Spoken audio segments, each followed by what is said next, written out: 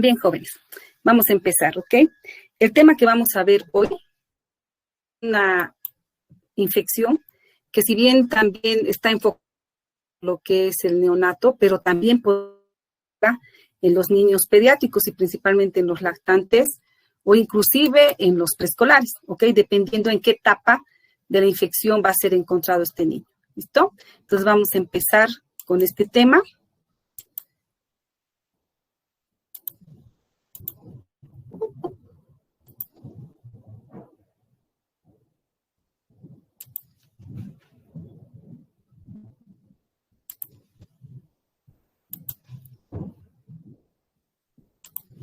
Muy bien.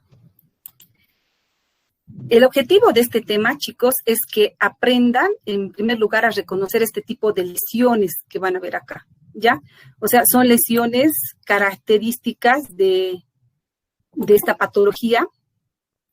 Y obviamente por eso es importante que se acuerden. Fíjense, esto no tienen que olvidarse. Esta es una etapa extrema de este proceso infeccioso. Y estas son lesiones un poco sutiles que alguna vez podríamos confundir de repente con un paciente posterior. Habíamos visto que el post-término a veces tiene lesiones como estas, descamativas, pero estas en sí son más bien ampollas que una vez que revientan, drenan un líquido ceroso y pues es típico de la enfermedad que vamos a hablar ahora, ¿sí? Entonces, el tema que vamos a hablar es sífilis congénita.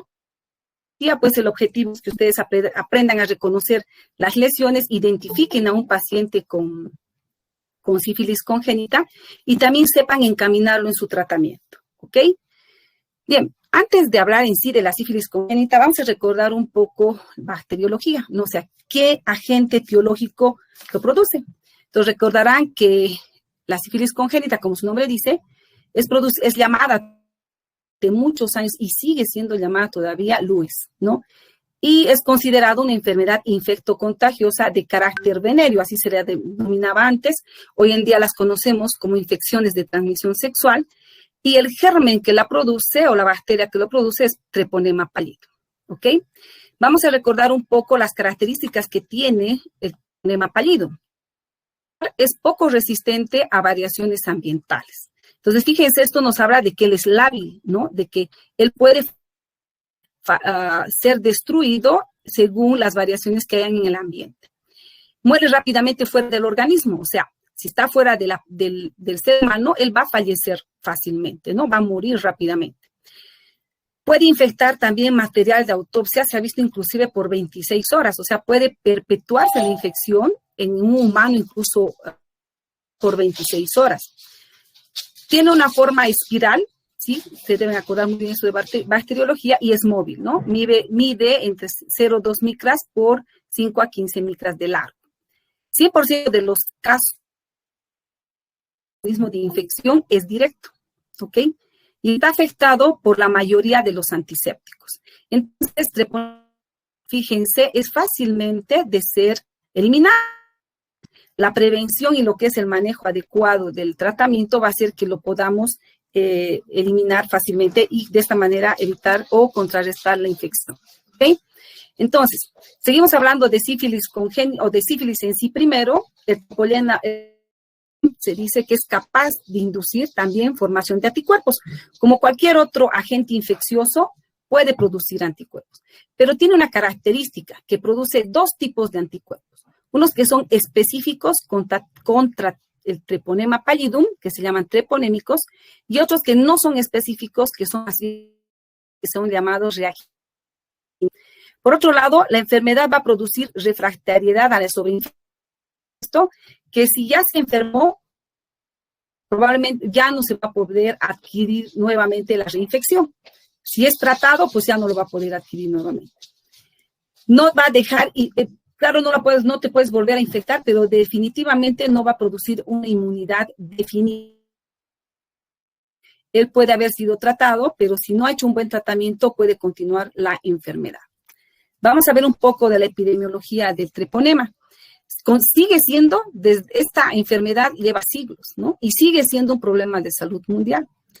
Hasta el 2005, la OMS indicaba o vio que se producían 12 millones de nuevos casos de sífilis. y afectaba cerca de 1 millón a las embarazadas. De estas, cerca de 40,000 podían acabar en aborto o en óbitos fetales. Y de los obviamente, 270,000 recién nacidos nacían con sífilis, congénita, ¿no? Entonces, la epidemiología sigue siendo muy alarmante y sigue siendo un gran problema de salud, pese a que es fácil de prevenirse y que también es fácil de eliminarse. Vamos a repasar un poco el uso y la clasificación de la sífilis en sí, ¿ok? La sífilis puede ser adquirida o puede ser congénita, ¿ok? Adquirida es aquella, obviamente, que se la va a adquirir, perdón por la redundancia, en forma extrauterina y por contacto sexual. Y obviamente que la congénita es aquella que se la va a adquirir in útero. ¿Por qué hago mención a estas dos? Porque si bien podemos tener en pediatría la sífilis congénita, la que es adquirida en útero, también podemos ver en otros niños por abuso sexual o más que todo abuso sexual en realidad, la adquirida que es del adulto, ¿no es cierto? La adquirida a su vez se va a clasificar en sífilis primaria, secundaria, latente o terciaria. En cambio, la sífilis congénita, pues, puede ser temprana o tardía, ¿ok? Vamos a repasar un poco las características de esta sífilis en su clasificación, ¿sí? Entonces, ahora vamos a hablar de lo que es la sífilis adquirida, sífilis, pero no es sífilis, es sífilis. Muy bien, la sífilis adquirida, obviamente en la infancia va a tener un del adulto, ¿no? Y lamentablemente, pues como les decía, esta está asociada a abuso sexual. La sífilis primaria se inicia con lo que es la lesión a nivel de los genitales, el chancro, conocido como chancro sifilítico, ¿sí? El periodo de incubación es de 10 a 90 días, esto quiere decir que puede aparecer los 10 primeros días después del contacto sexual o incluso 3 meses después. Puede haber una linfoadenopatía regional no dolorosa, no es que no, es una de las características.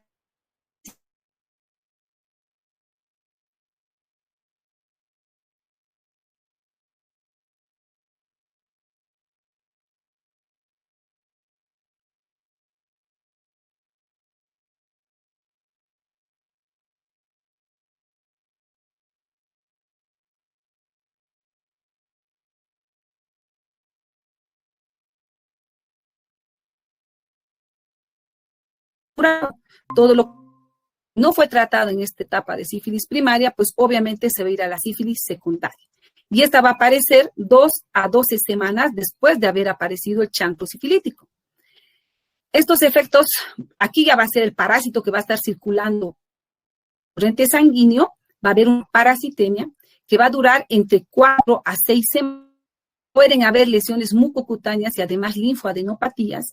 Fiebre es lo típico, con pérdida de peso, anorexia, etcétera, que van a ser características secundarias, ¿no? Entonces, estas son lesiones en piel que puedan aparecer, o úlceras en boca, o en cuero cabelludo, y esta es la sífilis secundaria. Si el paciente no hizo tratamiento, obviamente va a ir a la etapa latente.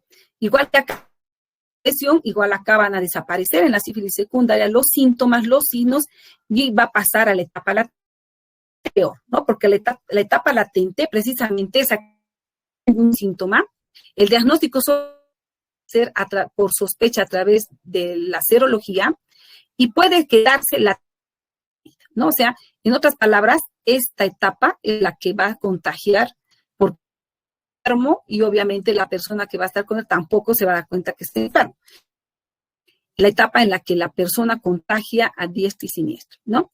Puede quedarse latente, como decía, por toda la vida o pasar a la sífilis terciaria. ¿Y en qué consiste? Pues ya hay una enfermedad a nivel vascular, ¿no? Hay una vasculitis, va a producir endarteres de muchos órganos como el cerebro principalmente, puede ir al corazón, puede ir producir lesiones inflamatorias y necróticas.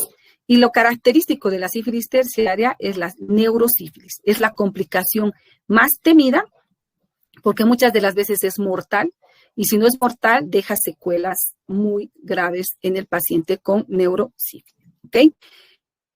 Probablemente pues esta es una evolución de adulto, pero si la adquiere un niño podría tener esta forma de secuencia de esta sífilis, ¿ok? Muy bien, después de haber recordado cómo es la sífilis o la presentación en el adulto, ahora vamos a ver, nos interesa congénita. Como ya vimos en un principio, la sífilis congénita que se va a adquirir ¿no es cierto? Es la infección treponémica que va a ocurrir del producto durante la concepción o durante el embarazo, ¿no? De una mujer que proceso infeccioso. Ahora, dependiendo en qué etapa está la mujer, si está con una sífilis primaria, secundaria, latente o terciaria, o en qué caso se ha infectado, pues esta puede producir desde muerte o aborto, que sería la sífilis temprana, o producir una sintomatología, o sea, nacer el niño y nacer con una sintomatología totalmente florida, con las lesiones que vamos a mencionar en un momento, o llegar a padecer lo que es la sífilis tardía, en la cual ya hay otros signos que vamos a ver más luego, o incluso apenas nace muerte del 40% de todos los niños que son afectados, ¿no? Entonces, acá el niño probablemente en el momento del parto ya nazca con daño multiorgánico severo y fallezca las primeras horas, o que ya nazca muerto. Y esto puede de los casos de niños con sífilis congénita, ¿ok? Entonces vamos a ir viendo las características de ellas. Entonces, cuando nosotros estamos o vemos, mejor dicho, vamos a buscar una sífilis congénita, tenemos que ponernos a pensar que afecta a muchos y diversos órganos. Entonces, la afectación más común y de mayor porcentaje es la mucocutánea, ¿no? Y también la referida a lo que son los linfáticos. Entonces, cuando hablamos de afecciones o de lesiones mucocutáneas, vemos que 15 a 60 son producidas en el recién nacido, ¿no? Que va desde un papular en porciones posteriores del cuerpo, o sea, una erupción como si tuviera alergia, más o menos así, hasta un pénfigo palmoplantar, que son las lesiones a un principio, o sea, esas ampollas con un contenido cero purulento. En la mucosa pueden haber placas infectantes. El signo típico de primera semana apenas nace el niño es el de la rinitis, que es una rinitis sanguinolenta o purulenta, que te dice, mi hijito parece que está resfriado, ¿no? Y todo el tiempo está con la nariz tapada. Ustedes ven el tipo de secreción que tiene, es una secreción sanguinolenta purulenta, ¿no? O a veces pueden haber fisuras a nivel anal, ¿ok? Estas son lesiones mucocutáneas de la sífilis congénita temprana. También tenemos manifestaciones viscerales. El hígado está afectado en un 29% y se manifiesta con una hepatomegalia. Habitualmente el hígado en el recién nacido puede ser palpado, pero obvio porque es grande en función a su cuerpo, pero la palpación del borde hepático no tiene que pasar. Si pasa ese reborde, fíjense acá, el hígado está llegando casi hasta fosa ilíaca derecha, entonces es una hepatomegalia franca, ¿no? Entonces, esta hepatomegalia también es sugerente de una infección por Lewis. También va acompañada de esplenomegalia. Puede haber la llamada neumonía alba, donde ustedes podrían confundir fácilmente con una membrana duro, ¿no? Entonces, el infiltrado es un infiltrado intersticial y prácticamente se ve un pulmón casi blanco total. Por eso les digo, dependiendo de cuán infectado está, más blanca va a ser la placa, por lo que se llama la neumonía alba. Y alteraciones renales también pueden ser manifestaciones en esta etapa temprana. Y como les decía, las lesiones o encontrar adenopatías generalizadas, axilares, inguinales, cervicales, en el casos los vamos a encontrar, pero el tamaño de estas no va a exceder el 1 centímetro de diámetro y van a ser duros y no dolorosos. Entonces, esta es la característica de una linfadenopatía generalizada producida por sífilis congénita temprana. Afecta también otros órganos, como fíjense, el 82% también pueden haber lesiones óseas, ¿sí? Y estas lesiones óseas sospechosas principalmente están a nivel óseo, a nivel del hueso y también de las articulaciones, en un 44%. Puede haber periostitis, o sea, como que se ve cuando uno hace una radiografía de tórax, una radiografía de huesos, va a haber un doble reborde diafisial, periostitis, que es la inflamación producida, obviamente, por el treponema. Pueden haber bandas radiotransparentes también en la misma radiografía, deformidades de los huesos, lesiones destructivas osteolíticas, principalmente cerca de las articulaciones. Los huesos largos y costillas son los que son más afectados, ¿no? Es por eso que pedimos placa radiográfica de la sospecha de esta patología para encontrar estas lesiones que hemos mencionado, ¿ok? Otro órgano que puede ser afectado es el sistema nervioso central, y la característica al hacer una punción lumbar vas a encontrar un líquido cefalorraquídeo con mucha celularidad, ¿no? O sea, leucocitos nos van a decir de 200, de 300, casi inclusive hasta 500, y también la característica de este líquido cefalorraquídeo es que está muy elevada, ¿ok? Puede producir una leptomeningitis aguda, o puede producir también en forma crónica meningovascular. O afecta las meninges o afecta también la parte vascular, y esto se convierte en algo. A nivel hematológico, el 90% va a tener anemia, plaquetopenia, o sea, esto principalmente, como decimos, como dije, es la sífilis temprana, en la cual el recién nacido nace con toda la sintomatología florida. Va a ser un niño pálido, con la le hacemos un hemograma y encontramos anemia, plaquetopenia, como si fuera un paciente séptico, ¿no? Donde toda la parte hematológica está alterada. En la parte renal, como ya dijimos, también puede estar afectada y puede dar un síndrome nefrótico. Pero este síndrome nefrótico puede que lo dé a los 2 o 3 meses de edad, donde el niño va a empezar a hincharse, obviamente a tener edemas, y no vamos a encontrar la causa de su edema y veamos que puede ser una sífilis congénita, ¿no? Entonces, una causa, la sífilis congénita, de un síndrome nefrótico, que se puede manifestar a los 2 o 3 meses de edad, pues en el lactante menor. Y aquí, como dice, ¿no? Puede ser la única manifestación. Entonces, en todo lactante menor que veamos un síndrome nefrótico, que no lo podemos explicar por alguna reacción de antígeno-anticuerpo y demás, pues hay que pedirle las pruebas treponémicas o no treponémicas para ver qué sea la causa de este síndrome nefrótico. Otras afecciones va a afectar el ojo, ¿no? Y va a producir desde corioretinitis, puede producir uveitis, glaucoma, chancro palpebral, que es muy raro, pero puede haber, y también, obviamente, como cualquier enfermedad, va a producir un retraso del crecimiento del niño.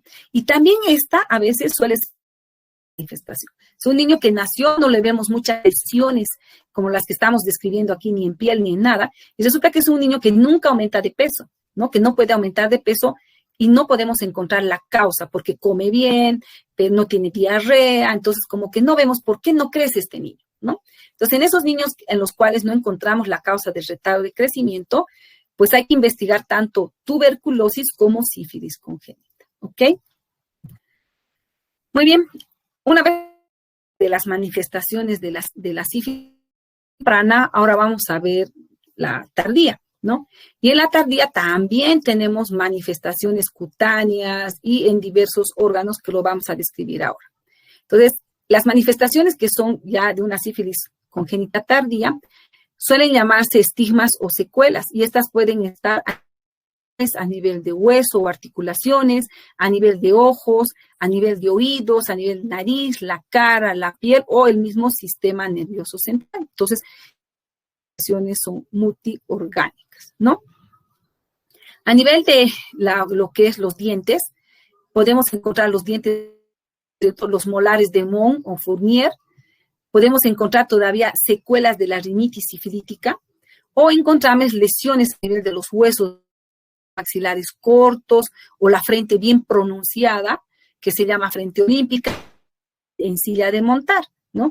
Esta nariz en silla de montar es producto de la osteólisis que ha producido el treponema en los huesos de la nariz, y como secuela se queda la nariz en silla de montar, ¿no? También van a haber secuelas de las reacciones periósticas que se produjeron en la sífilis temprana, que de repente no la encontramos, y va a dar la tibia, las tibias bien pronunciadas, arqueadas, que son conocidas como tibia sensable. A nivel neurológico puede manifestarse o debutar con convulsiones, o podemos encontrar de repente hidrocefalia, o a veces solo retardo mental o parálisis de pares craneales. Entonces, encontremos aislados estos datos, debemos sospechar de una sífilis tardía. En la segunda categoría de afectación tenemos las afectaciones a nivel del ojo, desde una queratitis intersticial hasta inflamaciones graves de la córnea, ¿no? Que pueden durar meses o semanas. O sea, son aquellas inflamaciones en las cuales uno ve al niño, le inicia tratamiento y nunca podemos solucionar su problema, ¿no? Sigue con infección, sigue con esa secreción, sigue con la afectación grave a nivel, ¿no? Y esto principalmente se va a manifestar por fotofobia, un niño que no va a poder abrir los ojitos, va a tener mucho dolor, lagrimeo constante. Incluso esto, pues obviamente va a llevar a la ceguera las más de las veces si no lo pillamos a tiempo y lo tratamos.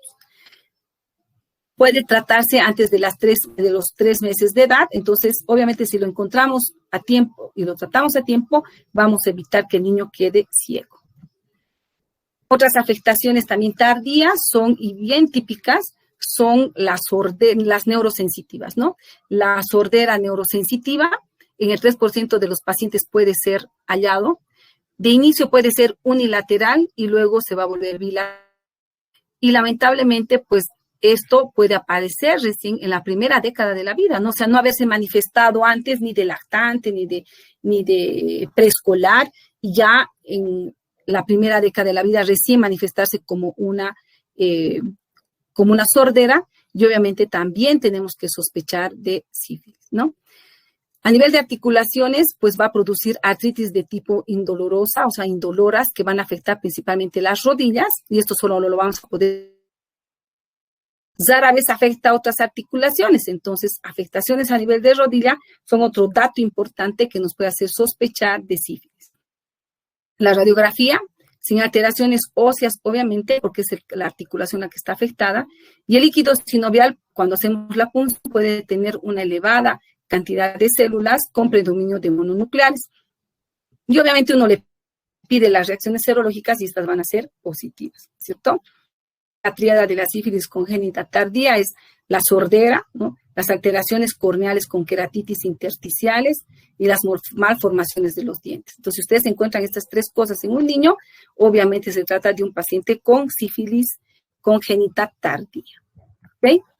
Muy bien, una vez que hemos visto las características tanto de examen físico y manifestaciones a diversos órganos de esta enfermedad, vamos a ver cómo lo vamos a diagnosticar a tiempo o qué debemos pedir en todo caso, si la sospechamos, ¿no es cierto?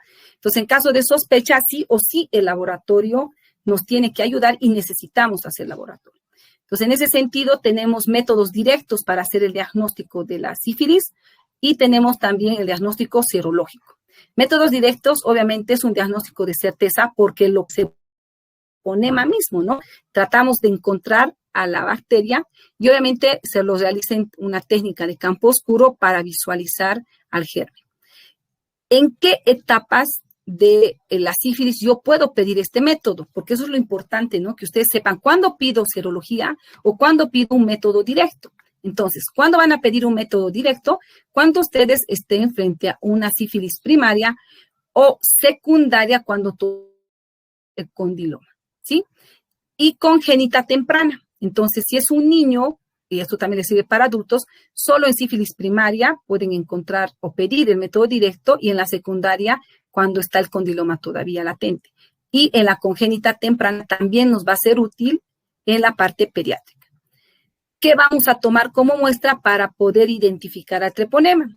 Las lesiones, o sea, muestras de las lesiones. Apenas nace el niño, encuentran esas ampollas con secreción o la rinitis, mucosa mucopurulenta y con sangre más de paso. Entonces, de esas lesiones se toman muestras y se manda al estudio directo, ¿sí? ¿Cuándo este estudio va a ser negativo? Obviamente, cuando el paciente ya recibió tratamiento O cuando es una sífilis tardía, entonces no vamos a encontrar, obviamente, al treponema, no lo podemos encontrar.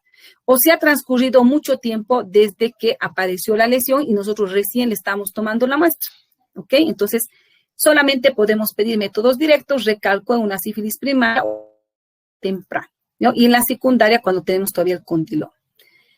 Bien, ¿cuándo vamos a pedir? Obviamente, diagnóstico serológico. Por ende, cuando ya estamos fuera de estas, ¿no es cierto? Entonces, pediremos en la sífilis secundaria, en la sospecha de una sífilis latente o una tardía, ¿no es cierto? Y en este caso, tardía congénita también. ¿Qué pruebas se piden? Hay dos tipos de anticuerpos que podemos pedir, que son los reagínicos, IgG, dirigidos contra el antígeno lipoide que tiene el treponema pálido. Y para esto, obviamente, se van a utilizar, dice, antígenos de cardiolipina, colesterol y lecitina purificados. ¿Qué estudios reagínicos tenemos en el medio y se deben pedir? BDRL, que durante muchos años siempre les hemos pedido a las embarazadas y también a los neonatos, y tenemos el RPR, ¿sí? Que es la reacción rápida de reaginina en plasma por aglutinación y el BDRL por floculación. El Colmer, que es fijación de complemento, no lo tenemos, entonces las pruebas, pero estas tres son reagínicas. Pero las que pedimos son BDRL y RPR, ¿sí? Enseguida vamos a ver cuándo pido una que me beneficia la una o la otra. Y los anticuerpos treponémicos, que son más específicos, ¿sí? Que serían estos de los cuales sí tenemos el FTA-APS, que es de absorción a nuestro medio, no los tenemos. Es solo para que los conozcan, ¿ok? Bien. Entonces, resumiendo, ¿cuándo voy a pedir o qué otros exámenes también voy a pedir en el laboratorio? No, fíjense, el BDRL, que son los que dijimos que son reaginínicos, que deriva del ingreso de enfermedades venéreas que se encuentran en el laboratorio, es la más usada, como les dije, durante años siempre hemos pedido a las mujeres embarazadas en el control prenatal. Ahora pedimos el RPR, pero quiero que conozcan las particularidades. Cuando uno pide el BDRL, nos pueden dar un informe cualitativo o nos pueden dar un informe cuantitativo. ¿Cuándo decimos que es positivo? Cuando en la sífilis primaria nos sale un BDRL, que es positivo. Si estamos frente a una sífilis secundaria, tiene que ser mucho mayor la dilución, entonces 1 en 32 o mayores. Títulos ascendentes de BDRL, ¿qué quiere decir? A la primera ustedes le pidieron al niño apenas nació y salió 1 en 8, a los 3 meses le solicitan nuevamente y le sale 1 en 32, nos está hablando estos títulos ascendentes que la infección está activa, ¿sí? El BDRL, o sea, nos va a servir para hacer seguir, sigue activo o no, y también cuando esta cae, es decir, estaba en 1 en 8, inició tratamiento, luego está 1 en 2, entonces quiere decir que el hecho de que haya caído esta prueba de BDRL nos está indicando que el tratamiento está siendo eficaz. ¿Ok? Su eficacia para diagnosticar sífilis primaria es del 85% y sífilis secundaria y terciaria del 98%. Y ojo, lo más importante es que es la única para diagnosticar neurosífilis. O sea, lo único que yo puedo pedir para diagnosticar una neurosífilis en líquido cefalorraquídeo es el BDRL. No hacen RPR. Entonces, a nosotros en pediatría nos sirve mucho esto en el recién nacido, ¿ok? Entonces, esto es lo importante de saber de esta prueba, ¿no? Cuándo pedirla, cuándo saber que es positiva, en qué me ayuda esta prueba. Nos ayuda como seguimiento, nos ayuda para ver si la infección está latente o si el tratamiento está siendo efectivo o no, ¿ok? Bien, por otro lado tenemos al RPR que es más cualitativo y el RPR cualitativo es útil solo para pesquisa y apoyo diagnóstico, no nos sirve para evaluar en sí el tratamiento. Espérenme un ratito, voy a conectar mi computadora, se está agotando la batería.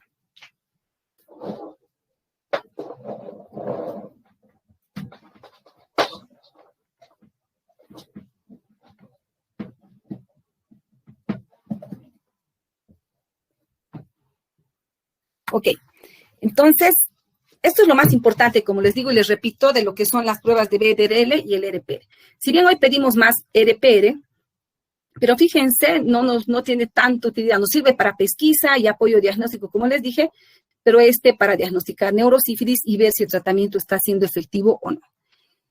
En cuanto a los anticuerpos antitreponémicos, que tenemos a la absorción de anticuerpos fluorescentes, que es muy sensible, es muy específico, va a confirmar pruebas no treponémicas, es positivo en fase tardía, pero no es útil para pesquisa, ¿no es cierto? Y esta otra prueba, que es el MH, que es una microaglutinación treponémica, también es específico, nos diagnostica la sífilis latente y también nos va a ayudar a diagnosticar aquellos RPRs que han sido, o confirmar aquellos RPRs que han sido, o más que diagnosticar, mejor dicho, descartar aquellos falsos positivos de RPR y BDRL, ¿ok?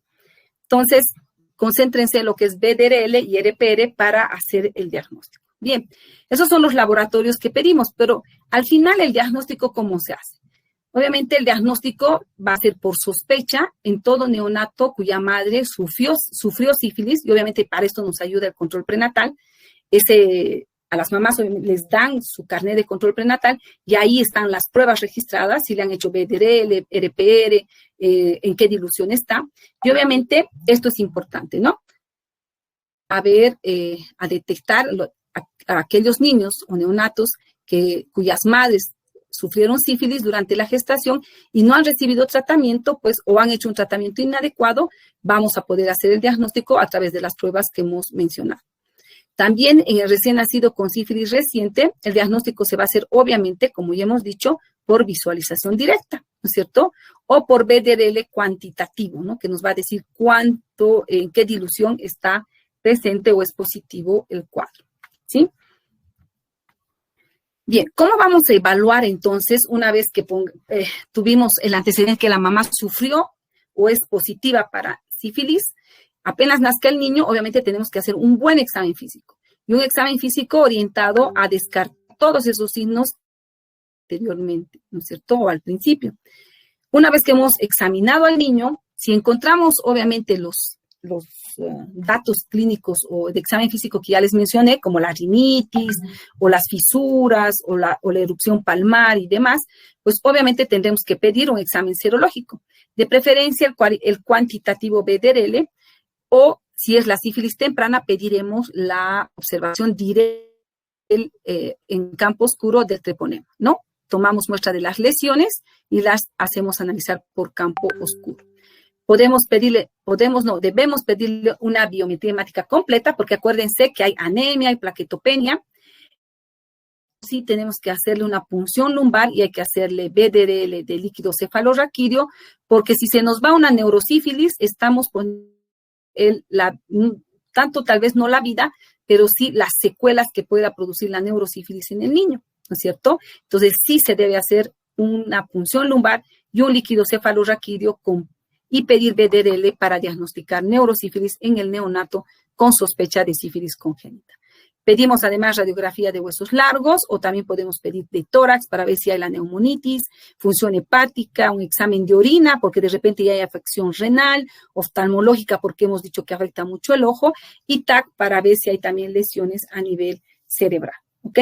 Entonces, cuando nosotros estamos evaluando a un neonato y que sospechamos que tiene una sífilis congénita, hay que pedirle todos estos laboratorios para hacer un buen estudio del niño, para obviamente hacer un buen manejo también de este niño. ¿Ok? ¿Cuál va a ser el tratamiento? De lejos, la penicilina es el primer antibiótico de siglos y sigue siendo el antibiótico de elección cuando nosotros estamos frente a sífilis. ¿Sí? Sea sífilis del adulto, sea sífilis congénita, cualquier sífilis, la penicilina sódica sigue siendo noble en el tratamiento de esta enfermedad y la dosis es de 150,000 unidades por kilo día, endovenosa obviamente, porque tenemos que evitar que haya a 14 días, ¿sí? La primera semana de recién nacido, esto es para que sepan nomás, ¿no? Se le da cada 8 horas, no se puede dar como se debe dar cada 6 horas, luego se da cada 12 y finalmente cada 4 a 6 horas como se debe, ¿no? O sea, el recién nacido, generalmente la primera semana, los antibióticos no se dan en los lapsos como habitualmente damos en pediatría, porque la penicilina, por su tiempo de vida, debe darse cada 4 o cada 6 horas. La primera semana, por la inmadurez, tiene o cada 8 o cada 12 horas, ¿ya? Si se decide interrumpir el tratamiento por más de un día, hay que reiniciar como que estuviéramos empezando, o sea, de cero. ¿Ok? Hemos visto todo lo que es cómo diagnosticamos, qué lesiones tenemos que buscar en el niño. Vamos a ver cómo vamos a manejar a un paciente o un recién nacido cuya madre tenía una prueba treponémica o no treponémica reactiva, o sea, ya sea BDRL o RPR positivos. ¿Cómo lo vamos a manejar? Entonces, nos viene una mamá o nosotros vamos a ir a recibir a un niño en el parto y la mamá tiene el antecedente de que es positiva, ya sea para BDRL o RPR. Tenemos dos escenarios posibles, que cuando nosotros revisamos al niño, su examen físico es completamente normal, o sea, no le encontramos ninguna de esas lesiones que hemos descrito. Sus títulos le pedimos títulos treponémicos, viene de mamá positiva, sí o sí, aunque en el examen físico no encontremos nada, tenemos que pedirle las pruebas no treponémicas, o sea, BDRL, en este caso, o RPR. Si la prueba es igual o menor a 4 veces el neonato, incluso en los que no son reactivos, podemos tener 3 posibilidades, ¿sí? Entonces, este niño nació con examen físico normal, los títulos treponémicos no son tan elevados y podemos tener 3 escenarios. Uno, que la mamá, o sea, no hizo un tratamiento, o si hizo tratamiento fue inadecuado, o no hay registro del tratamiento, ¿sí? O le dieron tratamiento a la mamá, eritromicina, u otro diferente a que no fuera penicilina. O sea, la trataron a la mamá, pero no fue con penicilina, ¿ok? O que la madre recién a unas semanas de embarazo recibió tratamiento. ¿Por qué está en rojo esto? Porque si bien el niño no tiene elevado las pruebas no treponémicas y su examen físico es normal, viene de una mamá que no fue adecuadamente tratada o que recibió tratamiento las últimas semanas. En este caso, tengo que pedirle todos los laboratorios al niño para descartar que realmente no sea una sífilis, ¿ok? Entonces le voy a pedir BDRL, le voy a hacer hemograma, le voy a hacer radiografía de tórax, todo lo que hemos dicho al principio. Pero podemos tener este otro escenario, donde la mamá sí hizo tratamiento durante su embarazo, hizo un buen tratamiento, ¿sí? Según el estadio en el que le encontraron, o que hizo tratamiento las últimas 4 semanas de su embarazo, pero ella no tiene ninguna evidencia de reinfección ni de recaída. ¿Qué hacemos en este caso? Al niño no requiere ninguna otra prueba más, pero como viene de madre positiva, se le debe hacer tratamiento con penicilina benzatínica, una sola dosis intramuscular única. ¿Ok? O podemos tener el cuarto escenario donde la madre ha sido seguida adecuadamente antes del embarazo, durante el embarazo. Los títulos de la mamá han estado permanentemente bajos, incluso estables antes del embarazo y del parto. Entonces, vamos a tener una mamá con BDRL y RPR, pero menos de 1 en 2 o menos de 1 en 4 para el RPR. En este caso, también el niño, teniendo un examen físico normal y demás, no requiere otra prueba y se le hace también tratamiento con penicilina benzatínica, una sola dosis intramuscular única. Y obviamente, posteriormente, tenemos que hacer seguimiento clínico y 6 meses, a los 6 meses y a los 12 meses para ir viendo cómo va este niño. ¿Ok? Por otro lado, podemos tener el escenario feo, donde el niño, pues, tiene, como ya dijimos, los antecedentes de mama positiva, y cuando le hacemos el examen físico, encontramos la erupción maculopapular, encontramos el pénfico, etcétera. Entonces, encontramos examen físico compatible con sífilis, le pedimos las pruebas directas, acuérdense que en ellos sí podemos pedir el treponema directo de campo oscuro, o pedimos también pruebas no treponémicas, ¿no? Como el RPR o el BDRL. Si cualquiera de los dos sale 4 veces mayor a los de la mamá en 2 diluciones, entonces este niño sí tiene sífilis congénita, se le pide todos los laboratorios del BDRL para descartar neurosífilis, pedimos también rayos X, examen de orina, ecografía, evaluación oftalmológica, auditiva y todo lo que habíamos dicho para ver cuán comprometido viene este niño. Y estos sí tienen que hacer un tratamiento con internación. Se los interna y se les coloca penicilina gesódica de 100,000 a 150,000 unidades cada día y en endovenoso cada 12 horas la primera semana y la siguiente semana cada 8 horas hasta completar 10 días. Una vez que completa los 10 días, obviamente ya se continúa con penicilina procáinica o se le coloca penicilina benzatínica, ¿no? La procáinica 50.000 ya son dosis intramusculares, ¿sí? Una sola vez al día por 10 días. O la benzatínica, cuando han terminado cualquiera de las dos, se concluye en realidad con la benzatínica. O sea, o puedes internarlo y le haces endovenoso o le puedes hacer intramuscular, pero pinchar a un niño durante 10 días penicilina procáinica es traumante. Entonces, mejor se sugiere internarlos por lo menos los 10 días y luego continuar para finalizar con una penicilina benzatínica como fin de tratamiento. ¿Ok? Pero si hay compromiso del sistema nervioso central, el tratamiento se debe hacer por 14, sí debe ser tratamiento endovenoso. Obviamente porque hay compromiso del sistema nervioso central y esto puede dar muchas secuelas, ¿no es cierto? Entonces, por eso es importante evaluar cada niño como bien. ¿Listo? ¿Se ha entendido? ¿Alguna duda, alguna pregunta?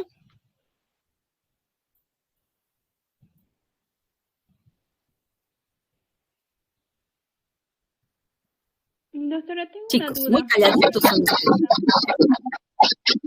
Perdón, ¿quién quería hablar? A ver. Y yo, doctora, en caso de que la mujer gestante sea alérgica a penicilina, ¿con qué se le puede tratar? Ya creo que no es eficiente el tratamiento.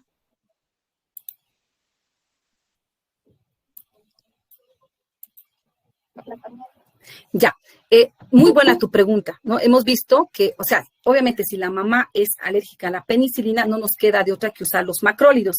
Y en este caso la indicada es la eritromicina. Tú le haces el tratamiento con eritromicina, pero tienes que, como hemos visto en el cuadro, hacer el seguimiento adecuado del niño, ¿no? Porque el hecho que le hayas tratado con eritromicina, de repente no resulta el tratamiento y en todo caso al neonato tú le tienes que hacer todos los laboratorios para descartar que él no venga con la infección. Sí, doctora, gracias. Muy bien. ¿Alguna otra pregunta? ¿Por qué son tan calladitos?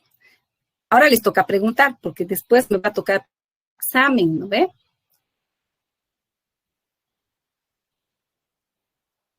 Muy bien, chicos. ¿Se entendió, verdad? Sí, doctora. Sí, doctora. Muy bien. Muy bien, chicos. Conmigo ya no nos vamos a volver a ver hasta que hagamos el seminario de evaluación cardiopulmonar. Ahí nos vamos a volver a encontrar, ¿ok? Gracias por su presencia y espero que hayan aprovechado del tema. ¿Listo? Que les vaya bien, chicos. Gracias, Doctora. Nada, chao, chao, chicos.